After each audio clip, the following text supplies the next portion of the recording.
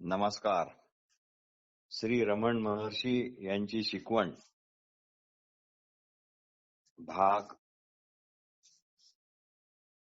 28वा आणि the talks with Raman Maharshi part 12.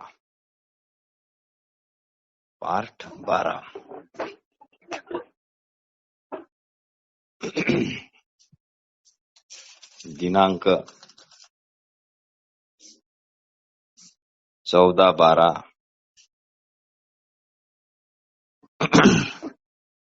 1936. 14/12/1936. उपासना म्हणजे ते मला पाहिजे.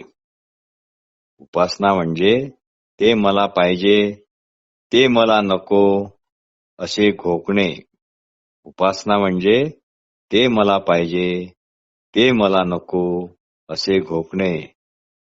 श्री निसर्गदत्त महाराज. एक गुजराती सज्जन श्री नटवरलाल पारीख सध्या आलेले आहेत.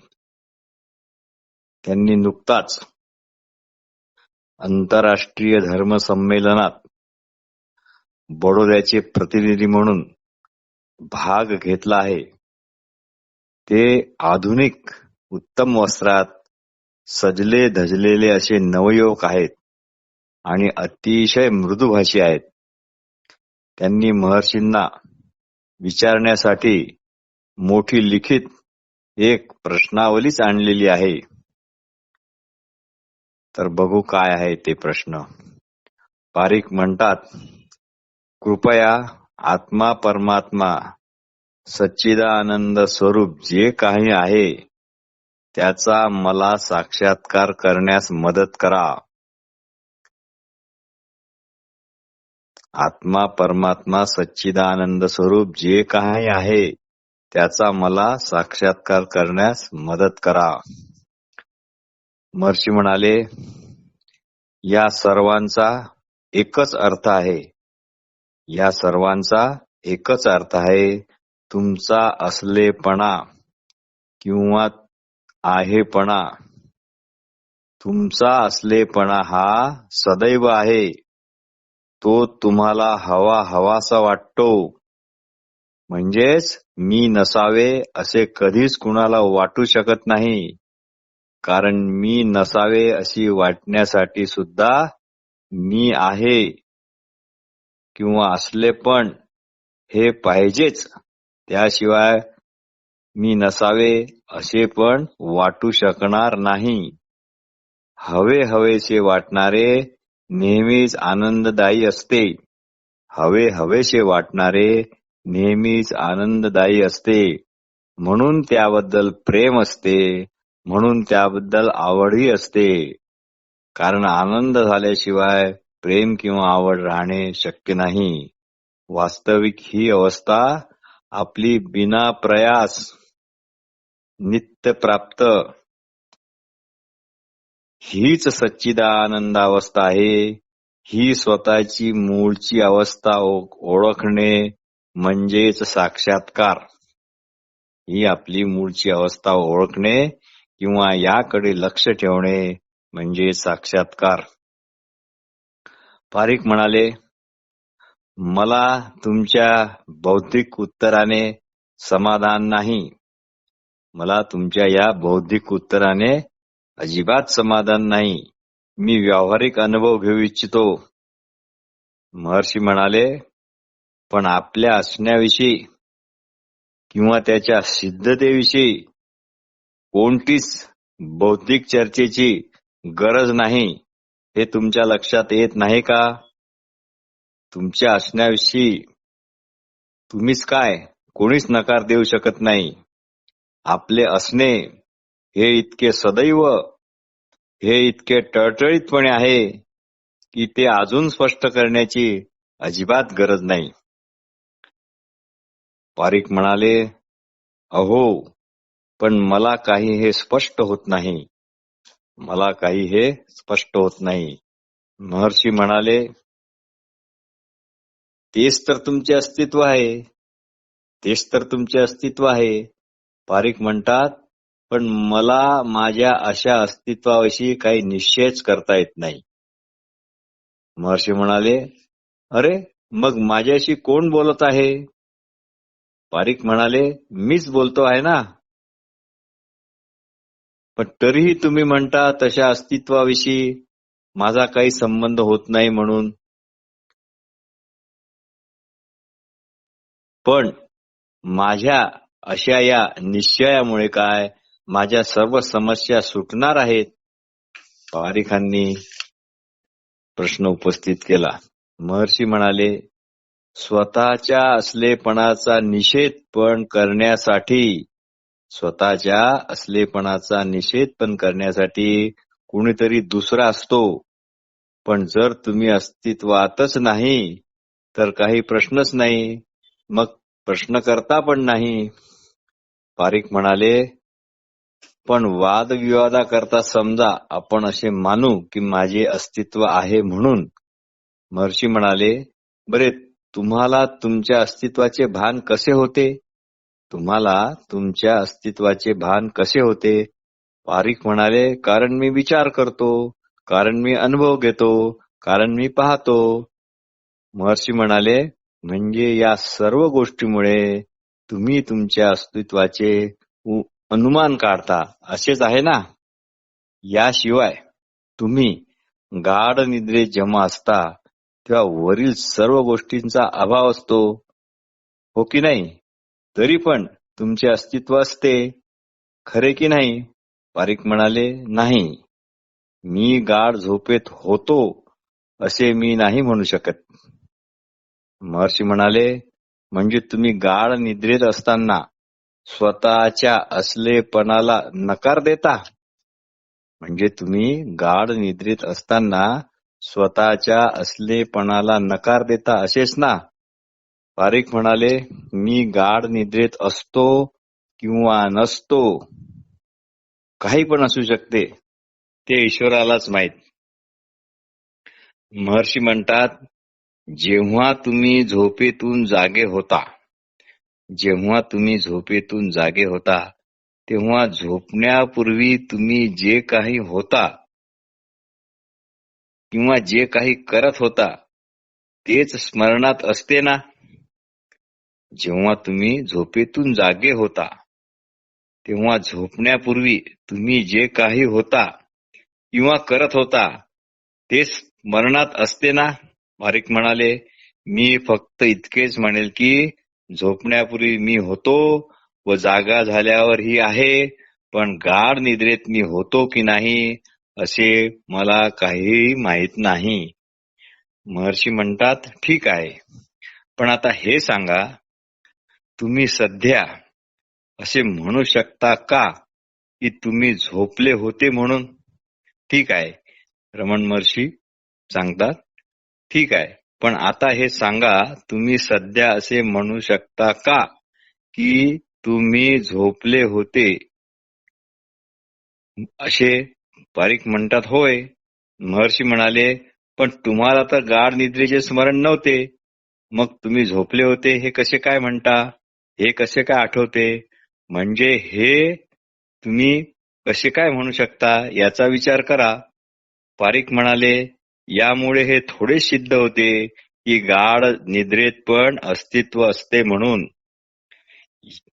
बरे समजा असे अस्तित्व असते हे मान्य केले तरी या अस्तित्वापासून काय लाभ होणार असे पारिक म्हणाले. महर्षी यांनी इतके छान उत्तर दिले यावर.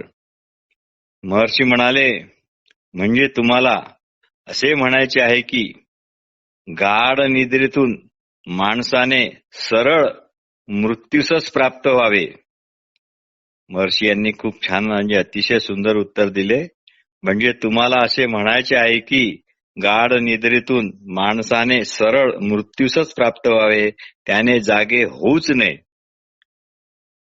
जागे होणे हा काही लाभ नाही का वाटत तुम्हाला? जागे होणे हा काही लाभ वाटत नाही का तुम्हाला? पारिक म्हणाले, परमेश्वरच जाणे बुवा काय आहे ते. महर्षी म्हणाले, पण जर निद्रेचा अर्थ मृत्यूच असेल तर मग झोपण्याची तर प्रत्येकालाच भीती वाटली पाहिजे. पण या उलट घडते. प्रत्येकाला गाढ निद्रा अतिशय प्रिय असते. निद्रेत सुख जर नसते आणि भीती मृत्यूची जर त्या ठिकाणी असती तर झोपेची कामना तरी का केली जाईल. पारीख म्हणाले, केवळ थकवा घालवण्यासाठी निद्रा उपयोगी आहे एवढेच मला माहित आहे. त्यात कोणताच निश्चित आनंद वगैरे असा काहीही नसतो. महर्षी म्हणाले, बरोबर. पण कोणी असा आहे ज्याचा थकवा निद्रेमुळे जातो? याचे उत्तर द्या. पण कोणी असा आहे ज्याचा थकवा निद्रेमुळे जातो? कारण तुम्ही आत्ताच म्हणाले केवळ थकवा जाण्यासाठी निद्रा उपयोगी आहे. पण कोणाचा थकवा जाण्यासाठी हे तर तुम्ही मान्य केलेच पाहिजे. पारीख म्हणाले, हो. महर्षी म्हणतात, सारांश, गाढ निद्रेत तुम्ही असता तेच तुम्ही सध्या पण आहात. गाढ निद्रेत जग, शरीर, संकल्प, विकल्प इत्यादीच्या दूर असूनही तुम्ही प्रसन्न असता आणि सध्या पण तुम्ही तेच आहात. मग प्रसन्नता कुठे लुप्त झाली? पारीख म्हणतात, गाढ निद्रेत प्रसन्नता होती हे तुम्ही कशावरून म्हणता? पारीखांनी प्रतिप्रश्न केला की गाढ निद्रेत प्रसन्नता होती हे तुम्ही कशावरून म्हणता? महर्षी म्हणाले, प्रत्येक जण म्हणतो की मी आनंदात आणि सुखात निवांत झोपलो होतो. जागे झाल्यावर प्रत्येक जणच म्हणतो की मी आनंदात आणि सुखाने निवांत झोपलो होतो. पारीख यावर म्हणतात, मला हे पटत नाही. मला हे अजिबात पटत नाही. गाढ निद्रेत सुख नसते. गाढ निद्रेत सुख नसते तर तेथे केवळ दुःखाचा अभाव असतो. महर्षी म्हणाले, सध्या पण वस्तुतः तुमचे मूळ स्वरूप आनंदच आहे. कारण आपण नसावे असे तुम्हाला कधीही वाटू शकत नाही. म्हणजे तुमच्या असलेपणातच तुम्ही आनंदित आहात. म्हणूनच तुम्हाला नसावे असे वाटत नाही. आणि गाढ निद्रेत याच मूळ शुद्ध असलेपणाच्या आनंदित अवस्थेत सर्व जण असतात. आणि गाढ निद्रेत याच मूळ शुद्ध असलेपणाच्या आनंदित अवस्थेत सर्वजण असतात. आणि खरे म्हणजे दुःख अशी काही स्वतंत्र वस्तू आहे काय? दुःख अशी स्वतंत्र वस्तू आहे का?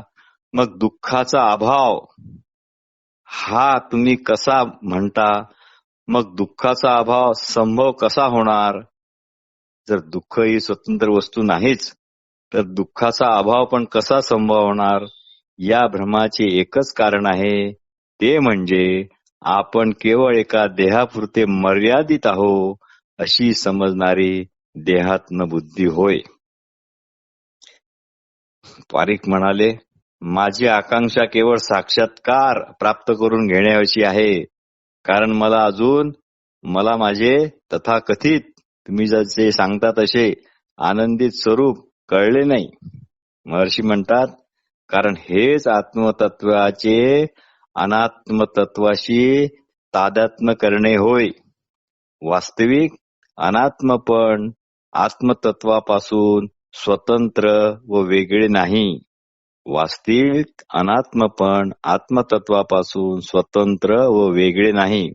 सारांश, आनंद स्वस्वरूप करण्याकरता देहात्म बुद्धीचा अंत व्हायला हवा. पारीख म्हणाले, पण मी असे करण्यास अगदीच असमर्थ आहे.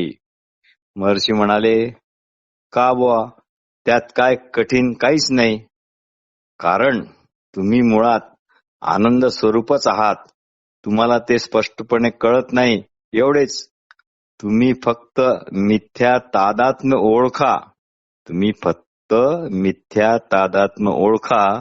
मग जगातील कोणतीच गोष्ट तुमच्या निज स्वरूपापासून, तुमच्या असणेपणापासून तुम्हाला दूर करणार नाही.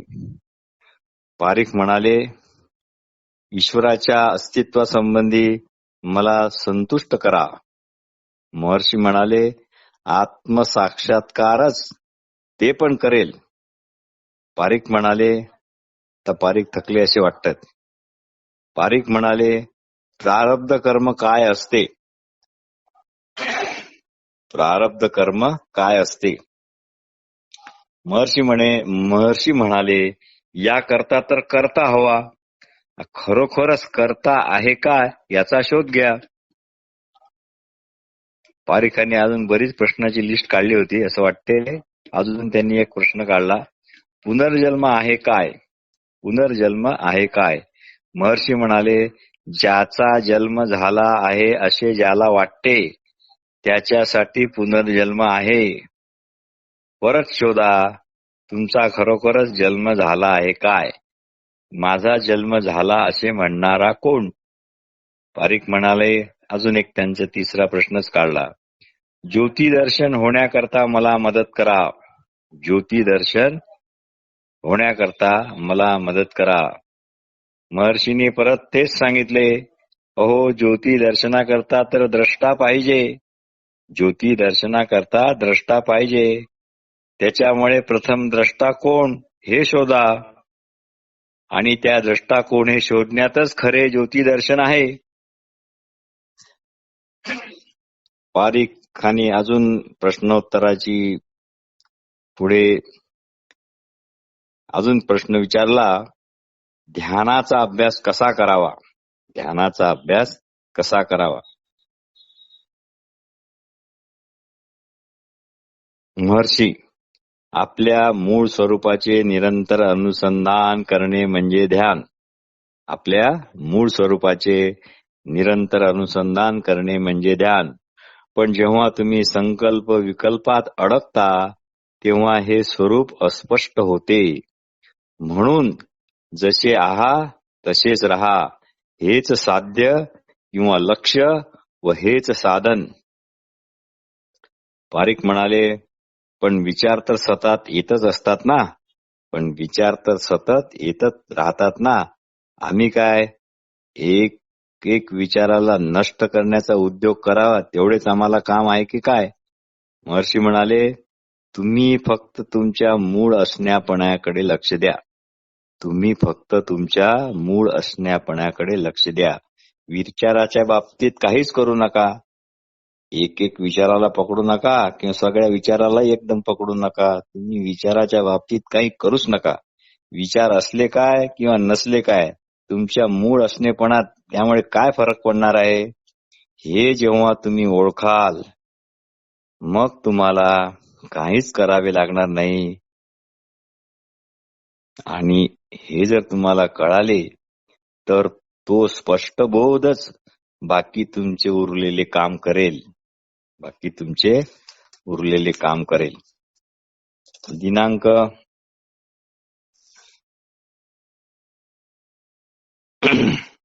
18/12/1936 18/12/1936 बोधवचन. असलेपणा म्हणजे काहीही न होणे. असलेपणा म्हणजे काहीही न होणे किंवा सर्व काही होणे. असलेपणा म्हणजे काहीही न होणे किंवा सर्व काही होणे. श्री कोहन यांनी एक प्रश्न विचारला. कोहन म्हणाले, स्वप्नावस्थेत ध्यान का नाही होत? स्वप्नावस्थेत ध्यान का नाही होत? हा प्रश्न तुम्ही जागृती अवस्थेत न विचारता स्वप्नावस्थेतच विचारा. तुम्हाला सध्या तुम्ही कोण आहेत याचा शोध घ्यायला सांगितले तर स्वप्न सुषुप्तीत ध्यान का होत नाही असा तुम्ही प्रश्न विचारता. पण जागृतीत ध्यान कोण करते ते ओळखा तुम्ही तिन्ही अवस्थाचे, मग तुम्हाला तिन्ही अवस्थात साक्षीत्व प्राप्त होईल. दिनांक 27/12/1936 27/12/1936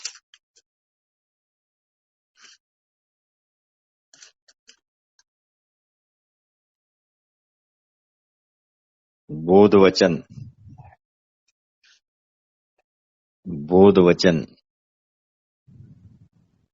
जो आपल्या केवळ आणि केवळ असलेपणात असतो त्याला इतर सुखे बेचव वाटतात. जो आपल्या केवळ आणि केवळ असणेपणात असतो त्याला इतर सुखे बेचव वाटतात. निसर्गदत्त महाराज. तर म्हैसूरहून कोणी शमन्ना या नावाचे गृहस्थ आलेले आहेत. त्यांनी प्रश्न असा विचारला, प्रथम मला स्फुरण म्हणजे काय ते समजावून सांगा. प्रथम मला स्फुरण म्हणजे काय ते समजावून सांगा.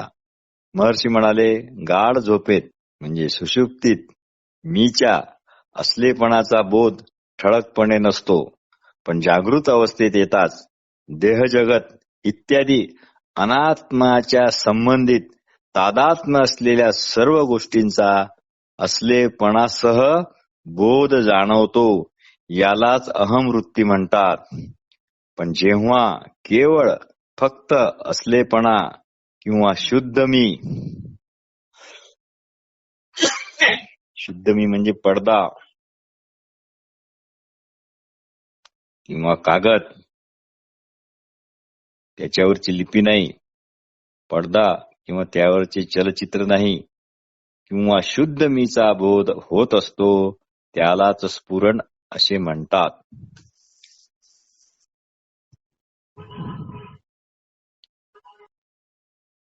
महर्षी म्हणतात, गाढ झोपेत म्हणजे सुषुप्तीत मीच्या असलेपणाचा बोध ठळकपणे नसतो. गाढ झोपेत म्हणजे सुषुप्तीत मीच्या असलेपणाचा बोध ठळकपणे नसतो, पण जागृत अवस्थेत येताच देहजगत इत्यादी अनात्मांच्या संबंधित तादात्म्य असलेल्या सर्व गोष्टींचा असलेपणासह बोध जागतो. यालाच अहमवृत्ती म्हणतात. पण जेव्हा केवळ फक्त असलेपणा किंवा शुद्ध मीचा बोध होत असतो, शुद्ध मीचा बोध होत असतो, हे महत्वाचं आहे. शुद्ध मीचा बोध होत असतो त्यालाच स्फुरण म्हणतात. हे स्फुरण नित्यसिद्ध आहे. हे स्फुरण नित्यसिद्ध आहे. हे स्फुरण सुषुप्तीत पण असते. हे स्फुरण सुषुप्तीत पण असते, पण त्याचा त्या ठिकाणी ठळकपणे अनुभव येत नाही एवढेच. पण त्याचा ठळकपणे त्या ठिकाणी अनुभव येत नाही एवढेच.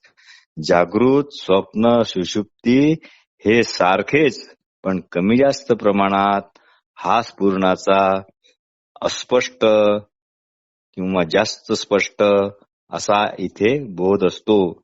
याच अखंडाकार आत्मवृत्तीचा निरंतर ध्यास घ्यायला हवा. याच अखंडाकार आत्मवृत्तीचा निरंतर ध्यास घ्यायला हवा. ज्ञानी माणसाचे अनुसंधान या शुद्ध स्फुरणाकडे असते. ज्ञानी माणसाचे अनुसंधान या शुद्ध स्फुरणाकडे असते. जे स्फुरण मी अमुक तमुक, ते जे स्फुरण मी अमुक तमुक असे नसते, यालाच ज्ञान असे म्हटल्या जाते. यालाच ज्ञान असे म्हटल्या जाते किंवा भक्ती असेही म्हटल्या जाते. जागृत अवस्थेत याचे सहज भान ठेवता आले पाहिजे. हीच साधना. जागृत अवस्थेत याचेच सहज भान ठेवता आले पाहिजे. गाढ निद्रेत हे भान ठळकपणे ठेवता येत नाही, पण अनुमानाने त्याची निश्चितता तेथेही पण आहे हे ठरवता येते. पण अनुमानाने त्याची निश्चितता तेथेही म्हणजे गाढ झोपेतही आहे हे ठरविता येते. वस्तुतः तिन्ही अवस्थेत याचा बोध असतोच. अहमवृत्ती म्हणजे आय थॉट ही खंडित असते, तर त्याला आधार किंवा त्याला प्रकाशविणारे तत्व म्हणजे हे स्फुरण आहे. अहमवृत्ती किंवा आय थॉट ही खंडित असते, पण त्याला आधार किंवा त्या अहमवृत्तीला प्रकाशविणारे तत्व म्हणजे हे स्फुरण असते. विचार अहमवृत्ती लोपली तरी त्याला प्रकाशित करणारा स्फुरण तसेच प्रकाशित राहते. विचार किंवा अहमवृत्ती लोपली तरी त्याला प्रकाशित करणारे जे स्फुरण होते ते तसेच प्रकाशित राहते. तसेच कारण ते स्वयंप्रकाशित आहे. दिनांक 31/12/1936. दिनांक 31/12/1936. बोधवचन. मानवाचे रूप किंवा मानवाची जात जोपर्यंत तुम्ही बाळगून आहात, मानवाचे रूप किंवा मानवाची जात जोपर्यंत तुम्ही बाळगून आहात तोपर्यंत ज्ञान होणार नाही. तोपर्यंत ज्ञान होणार नाही. श्री निसर्गदत्त महाराज. अस्पृश्यताविषयी एक प्रश्न विचारण्यात आला.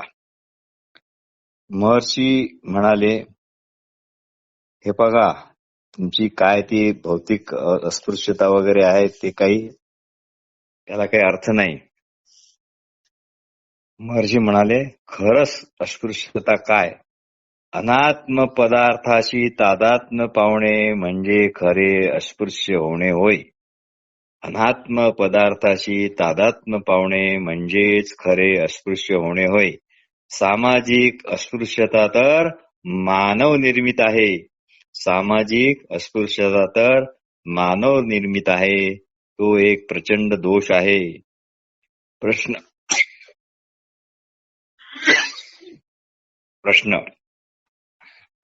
मग अशा अस्पृश्यतांना मंदिरात प्रवेश करू द्यावा काय? महर्षी म्हणाले, मी काय बोलू, याचा निर्णय घेणारे जे सुज्ञ आहेत ते घेतील. प्रश्न विष्णू अवताराविषयी काहीतरी सांगा. प्रश्नकर्ते आहेत बिचारे, त्यांच्या मनात जे येतात ते प्रश्न विचारतात. विष्णू अवताराविषयी काहीतरी सांगा. महर्षी म्हणाले, प्रथम स्वतःच्या अवताराविषयी तर जाणा. मग इतर अवतारांचा विचार आरामाने आपण करू शकतो. प्रश्न ईश्वराचा व आपला संबंध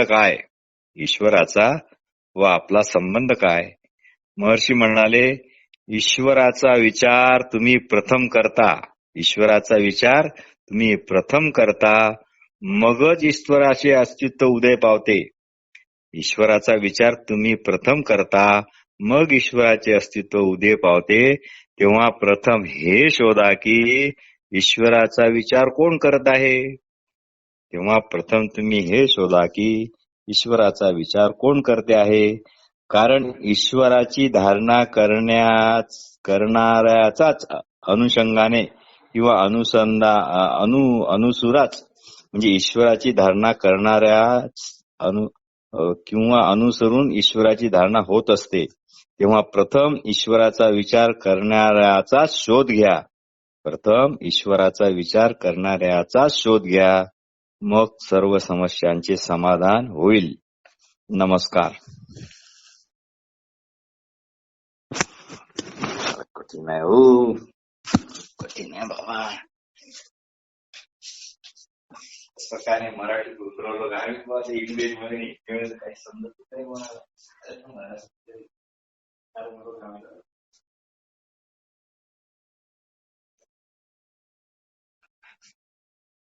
इंटरेस्टिंग आहे.